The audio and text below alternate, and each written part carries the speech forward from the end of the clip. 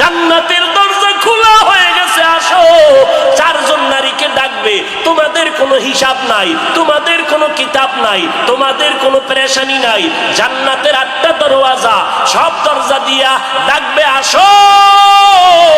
জান্নাতের হুর তোমাদের জন্য অপেক্ষা করতেছে, জান্নাতের বিছানা তোমাদের জন্য রেডি। কেন? তুই সূর্যের গরম যেন না লাগে, কারণ সূর্যের গরম লাগলে মাথার মগজগুলো টাস টাস করে ফেটে যাবে, একটা সেকেন্ডের আযাব সইতে পারবা না। আসো, কোনো হিসাব নাই, জান্নাতের 8টা দরজা খোলা, কোন দরজা দিয়ে ঢুকবা? আসো। ও এলাকার মা বোনেরা, 4জন নারীকে জান্নাতের 8টা দরজা ডাকবে, এর মধ্যে একজন নারী হবেন আমার নবীর কলিজার বিবি।